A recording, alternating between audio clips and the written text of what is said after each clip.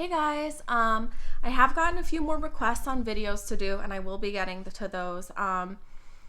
Someone requested that I talk a little bit about the cranium, and I will be doing that. Someone requested that I make some videos on treatments. I'll get to as many as I can, but there are so many treatments, so many styles, so I'll do as many as I can, and I'll do them as soon as I can, but I do have other stuff going on. But today, what I wanted to talk about is diagnosing the sacrum.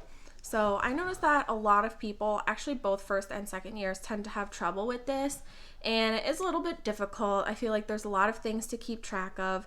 In general, what's worked for me in OMM is if you can approach each diagnosis with a plan. So come up with some sort of algorithm that works for you. Let's say for the innominate, for the spine, for the sacrum, everything. Come up with a system, do it the same way every time, and that will help you get faster and more accurate. So for me, I have this board on what works for the sacrum for me. I hope that you can, sorry, my dogs. I hope that you can see it. So the first thing that I like to start with is the seated flexion test. So just make sure when you're doing the sacrum that you're not using any results from a standing flexion test, because that's gonna be more of an innominate thing than a sacral thing.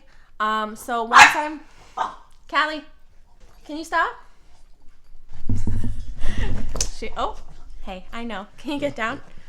Okay, so the seated flexion test is going to tell you which side the dysfunction is on. So just mark that down on your paper, keep it in mind, whatever you need to do.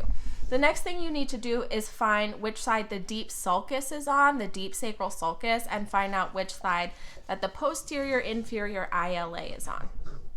So once I have those and once I write them down, the next thing I think of is, okay, are the posterior inferior ILA and the deep sacral base on the same side, or are they on opposite sides?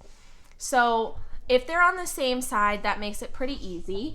If both of those findings are on the same side as the positive flexion test, then you have a unilateral sacral flexion on that side. If the ILA and the sulcus are on the opposite side from the seated flexion test, then you have a unilateral sacral extension on the side that the seated flexion test was positive. So I hope that's pretty clear. I hope that's pretty straightforward. I also like to do hand models. So let's say, I don't want to get you confused with sides, but let's say the seated flexion is positive on this side, and you have a deep sulcus on that side. So looking from my view, it looks like this. The deep sulcus like this, the posterior inferior ILA like this. I hope you can see that on that side, it's flexed forward. Versus if you have it on the opposite side, but we're positive on this side, that gives you, instead of looking like this, what it really means is this. So I hope you can see that that's a sacral extension on that side. Okay, so hopefully that was good. If it didn't help you, it is what it is, but hopefully it helps at least someone. Now, if you find that the deep sacral sulcus and the posterior inferior ILA are not on the same side as each other, you go over here, and then you have either a sacral torsion or a sacral rotation. Now, since you already have the positive seated flexion test, you know that the axis is going to be on the opposite side of the seated flexion test. So what that gives you is blank on something, right or left. So this X is going to be opposite of that seated flexion test. Now you can say, okay, what direction is the sacrum rotated? If you have a hard time visualizing that, for me, it's easy to sort of just take my hand and say, okay, it's rotated this way or it's rotated this way. But if you don't think like that, if you don't visualize things like that in your mind, you can just know as a shortcut that it's rotated towards the same side as the posterior inferior ILA, or it's rotated opposite the side of the deep sacral sulcus. And what that rotation tells you is the first part of the diagnosis. So either right or left. Here we use X on blank. And this blank is just going to be whatever you found in the previous step. So then you have most of your diagnosis, actually. You have blank on blank. And then from there, the only thing you need to do is check L5. If L5 is rotated to the same side as the sacrum, you have a sacral rotation, but if L5 is rotated opposite the direction of the sacrum, then you have a sacral torsion.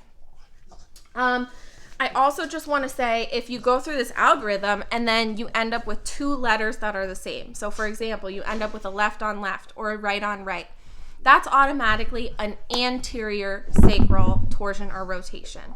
So in that case, you would expect to find a negative spring test, which means when you spring, it springs freely. I know that can be confusing. It's a negative test, means there's good spring.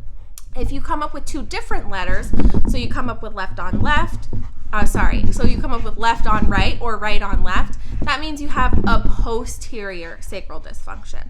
And so in that case, you would expect to find a positive spring test, which means it does not spring freely at the sacral base. So I'm going to repeat that. Posterior dysfunction is left on right or right on left. You'll have a positive spring test, which means it doesn't spring freely.